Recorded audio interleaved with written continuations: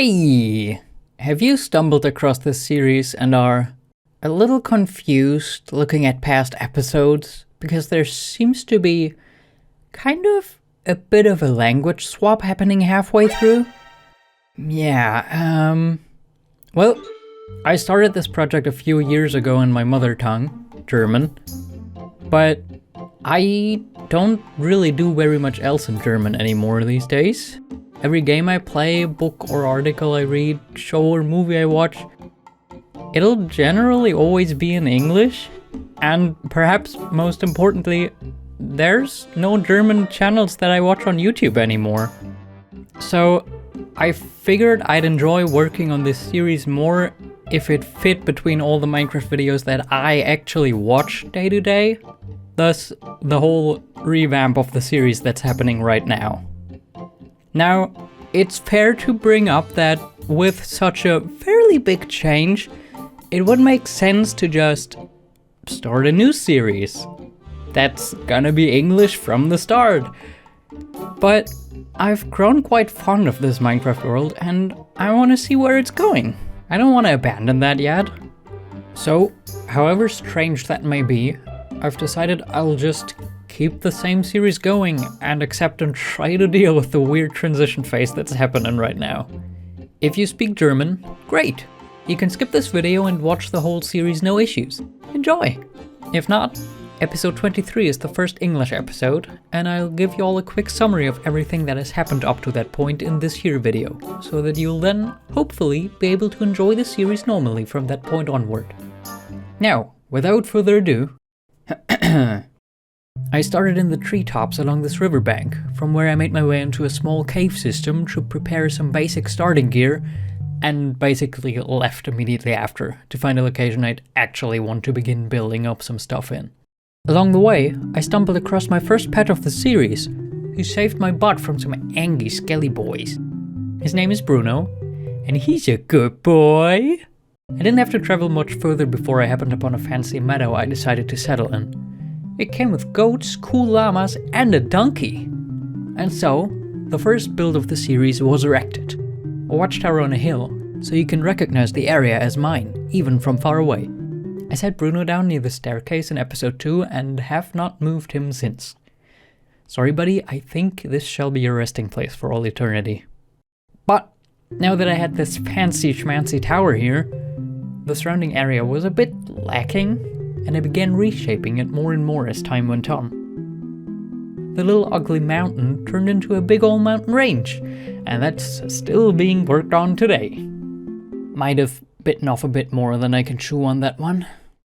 Of course, for all that terraforming, I need some fancy tools, so for all my enchantment needs, there's a mystical little card inspired by the trader's wagon in SteamWorld Quest, not far from the tower. My pet bird, Burbo, hangs in here. And inside the hollow custom hill, there's a whole trade hall growing. It currently holds librarian villagers for every enchanted book I care for, and a mason for each type of terracotta. The golem population was an accident, but they are pretty cute, so they can stay. Oh, and there's a light above them that shows whether or not it's working hours.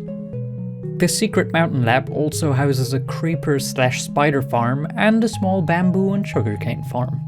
And while we're at the topic of mob farms, I also found a zombie spawner halfway between the tower and my starting cave, which I decided to turn into a drowned farm to help me gather copper for all the roofs I wanted to build from that faster. It's bad. It technically works, but the zombies keep getting stuck in it and only fall down once enough of them gathered, and it could use a bit of a rework. Anyway, moving on to less shameful projects. Meet our local god, El Pollo Diablo. This bad boy can fit so much poultry. There's a grilled chicken farm hidden inside of him, and he spits out 16 at a time when you drop a seed into his basket. He also gets angry if you offer anything else. Spooky. You may also notice the nest beside him. If you curl up in it like an egg, a big bird may pick you up and take you elsewhere. Yeah, this is the entrance to my nether portal. Of course this devilish feathery boy would be my way to hell. Speaking of hellish creatures, I also picked up a varied group of axolotl along my journeys, but weirdly, they've all disappeared over time ever since I've acquired Rosalind over here. And apropos groups of things that I've gathered, I mentioned a donkey before.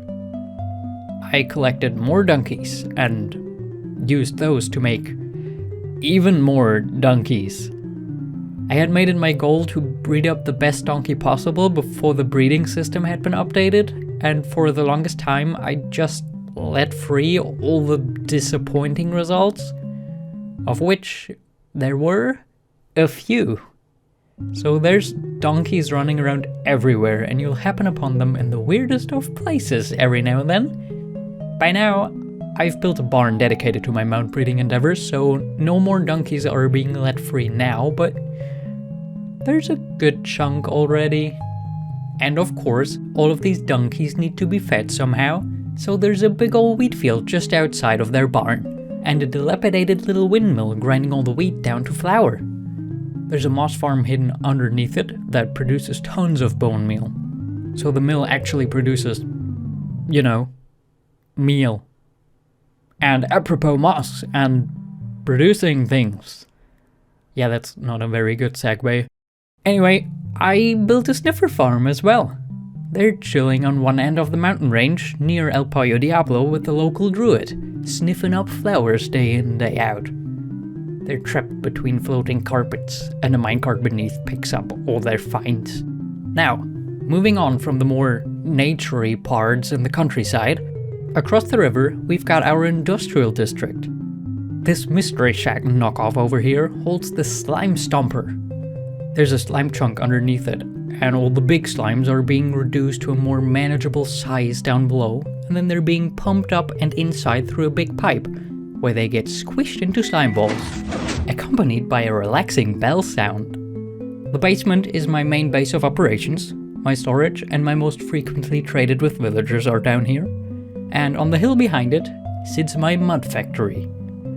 It makes mud, and it has a big warehouse where said mud can be dried out to turn into clay. Now, let's talk about some otherworldly creations. I've not done very much in the end yet, but I did set up a small floating island with a big baby pink, but still spooky alien monolith on it, which houses my Enderman farm. And perhaps the most exciting build of the series, I started building a custom biome in the Nether, which serves as a fancy foreground to this big old castle I'm constructing. This thing is my pride and joy and shall one day serve as a gorgeous Nether hub. And there's no fancy way leading up to it currently, but I did also make my way up above the bedrock Nether ceiling, and up there, not too far from the castle, is a froglet farm. Also, I don't know where I could have smoothly incorporated this, so I'll just throw it in at the end. There's two cats called Pudding and Pumpernickel, and I love them, and I guess they're the froglet in my life? That's kind of a segue-ish? And while I'm here, mentioning more random stuff, might as well throw in an additional fun fact. The first time I fought the Wither, not just in this series, but in my entire history playing this game, I chose to do so on Halloween, when I had a Halloween resource pack installed that changed the noises of all projectile weapons to little trumpet sounds. There we go!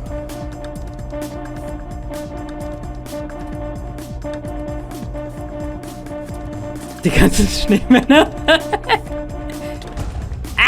And I believe that's all the important stuff from episodes past that you should know about.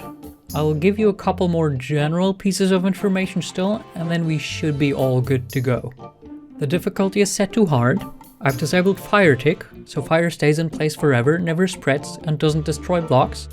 And I'm using 3 data packs on this world. One to prevent Endermen from picking up blocks, one that disables creepers dealing environmental damage. They still blow up and hurt me all the same, just my precious darling world doesn't get torn to scraps in the process. And the last one just allows me to weather copper blocks by tossing them in the furnace, because I'm way too impatient to spread them all out and wait around for them to age by themselves.